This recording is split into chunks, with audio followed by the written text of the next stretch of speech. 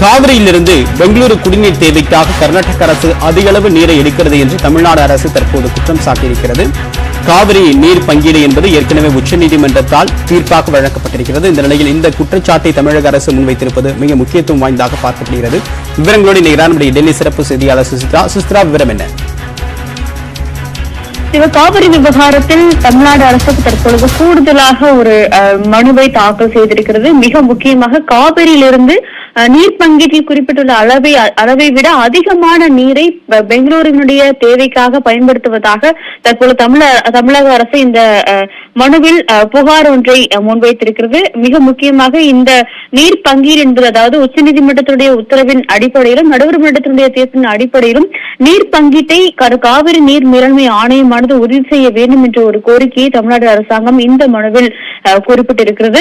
பெங்களூருடைய நீர் தேவைக்காக எடுக்கப்படும் காவிரி நீரை கண்காணிக்க வேண்டும் என்ற ஒரு உத்தரவை காவிரி நீர் மேலாண்மை ஆணையத்திற்கு பிறப்பிக்க வேண்டும் என்ற ஒரு கோரிக்கையை உச்சநீதிமன்றத்துக்கு தமிழ்நாடு அரசாங்கம் முன்வைத்திருக்கிறது.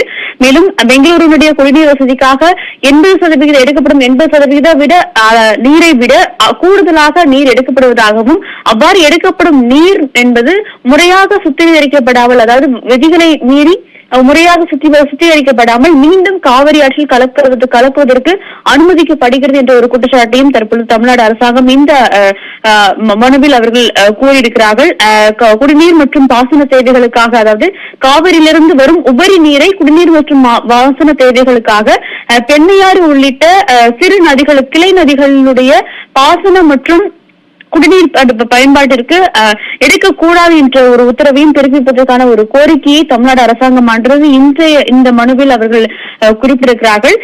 காவிரியிலிருந்து, அதாவது மிக முக்கியமாக பெங்களூருடைய தேவைக்காகவும் அதனுடைய அந்த சீவேஜ் பயன்பாட்டிற்காகவும் சுமார் 80% ஒதுக்கீடு என்பது செய்யப்பட்டுள்ளது. அது தவிர கூடுதலாக 4.75 TMC நீரானது கூடுதலாகவும் ஒதுக்கப்படுகிறது. இந்த நீர் அளவை விட விதிமுறைகளை மீறி கர்நாடக அரசாங்கம் கூடுதல் நீரை எடுப்பது என்பதுதான் தமிழக அரசுடைய முக்கிய குற்றச்சாட்டாக இந்த மனுவில் குறிப்பிடப்பட்டுள்ளது. உச்சநீதிமன்றத்துடைய விதிமுறைகளை மீறி கர்நாடக அரசு செயல்படுவது ஏற்புடையது அல்ல.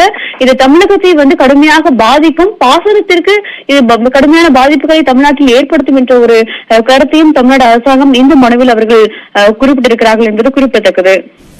உங்களுடைய விரிவான தகவலுக்கு நன்றி சுசித்ரா.